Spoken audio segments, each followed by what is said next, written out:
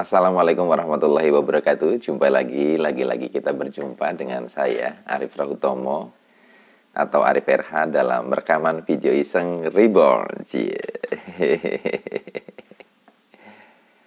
Teman-teman semua, tema yang akan saya angkat pada kesempatan kali ini ya, judulnya adalah mengakui kekurangan diri akan menghebatkan diri. Mengakui kekurangan diri akan menghebatkan diri. Dulu ya, atau mungkin banyak di antara Anda, saya juga punya pemahaman bahwa kalau kita ingin nampak hebat itu kita perlu menutupi kekurangan kita sehingga nampak sempurna ya. Kita tembel-tembel, kita sembunyikan, kita kamuflase gitu ya. Nah, ternyata setelah mengamati beberapa peristiwa dalam hidup saya yang terjadi betul-betul real ya, justru kunci untuk menghebatkan diri kita adalah justru mengakui kekurangan kita, bukan ditutup-tutupi. Nah, ada beberapa contoh yang mau saya ceritakan supaya teman-teman jadi paham apa yang saya maksud. Kasusnya begini, contoh misalnya ketika Anda mau ngomong bahasa Inggris dengan bule ya, dengan orang asli luar negeri.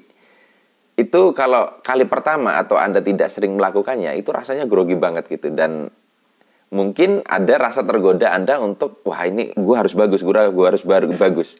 Dan berusaha untuk menutupi kekurangan-kekurangan yang ada di depan orang yang mau kita ajak bicara, yaitu bule itu gitu lah. Nah, tapi dari pengalaman saya, waktu saya 1,5 bulan keliling ke beberapa negara di Eropa, itu justru malah membuat conversation saya berantakan, membuat kosakata vocabulary di kepala saya bubar semua, grammar saya juga berantakan dan bisa keringat dingin ketika ngomong. Akhirnya saya nemu satu trik yang menarik yang sesuai dengan judul kita ini, mengakui kekurangan diri. Jadi saya pernah nginep di satu lost man gitu ya, kayak kos-kosan tapi semi-semi hotel gitu, apa ya istilahnya ya. Homestay. Nah, yang punya ini namanya Karl kalau nggak salah. Si Karl ini bahasa Inggrisnya lumayan oke ya, walaupun dia orang Jerman. Nah, ketika saya mau nanya kan di sini tuh aturannya apa saja, buang sampah di mana dan seterusnya. Takutnya saya melakukan satu hal keliru di penginapan itu. Nah, saya lihat si Karl sedang beres-beres di kamarnya. Aduh, ini bisa ngomong apa ya? Terus mau tak paksa ngomong itu badannya rasanya gemeter gitu loh. Wah. Nah, yang saya lakukan adalah tadi mengakui kekurangan diri saya. Saya bilang gini, "Excuse me sir, can I speak to you for a while?" Dia bilang, "Oke," gitu loh. Waduh, bahasa Inggrisnya dia bagus kayaknya nih. Saya bilang, "But my English is not good enough, so I hope you understand if you cannot understand what I said," gitu loh. Terus dia bilang, it's okay. Ya, my English is not good enough also, katanya. Nah, setelah saya mengakui kekurangan saya, terus dia juga mengakui kekurangan dia, saya malah bisa ngomong bahasa Inggris dengan cas-cisus, nggak mikir. Wah, salah satu momen saya ngomong bahasa Inggris dengan sangat lancar itu saat itu. Akhirnya saya sering gunakan kalau saya ketemu bule. Kemarin waktu saya ke Malaysia juga, di pesawat saya ketemu dengan bule, saya selalu mulai gini. Dia ngajak ngobrol, saya bilang, my English is not good enough. It's okay for you? It's okay, katanya. Terus saya lancar ngomongnya. Jadi akhirnya saya sering gunakan. Jadi saya mengungkapkan kekurangan saya justru akan menghebatkan saya. Nah, saya pernah juga pengalaman yang menarik lagi ya. Sebenarnya banyak pengalaman, tapi ini pengalaman yang juga the best. Saya pernah satu panggung dengan seorang pembicara yang keren banget ya. Dia seorang master public speaking. Otomatis yang dia bicarakan akan sesuai dengan apa yang dia sampaikan kan. Dari penampilan, cara dia membawakan, cara megang mic, cara dia berjalan, cara dia perform, dan seterusnya. Dan ini berat sekali karena saya pembicara kedua. Kenapa saya bilang berat? Karena audiens sudah diberikan materi bagaimana cara ngomong di depan umum yang benar gitu loh.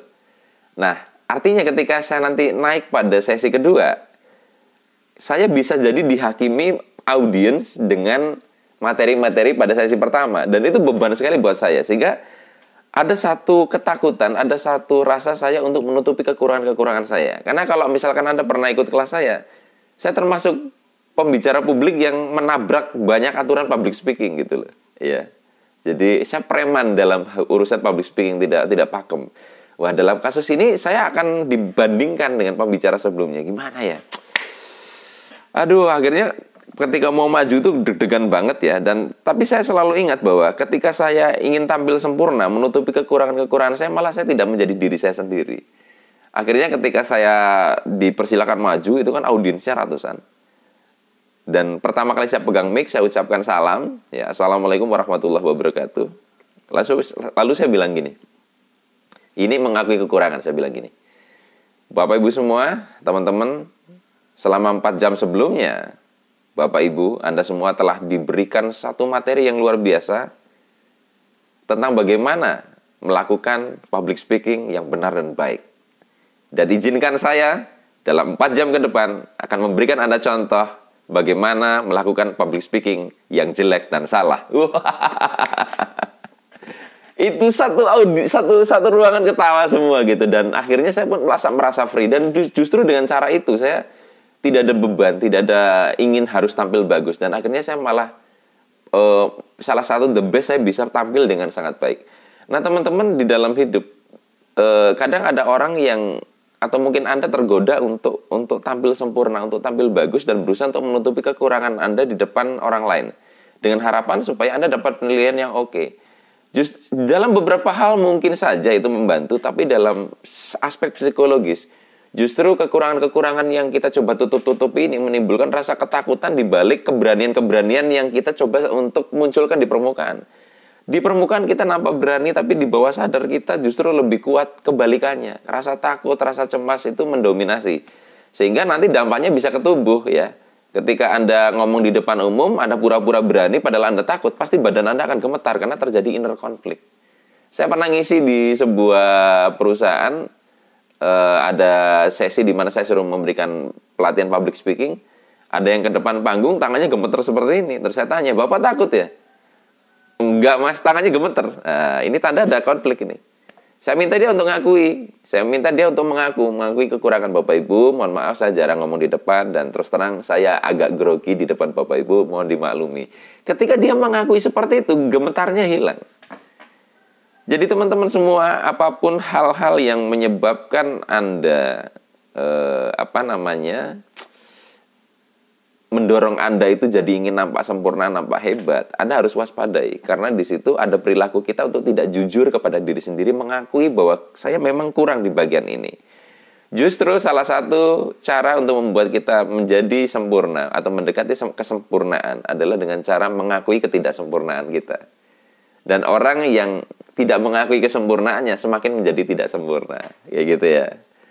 Baik teman-teman semua, hanya ini yang bisa saya bagikan pada kesempatan kali ini. Sampai ketemu lagi dalam rekaman video Iseng Reborn yang selanjutnya.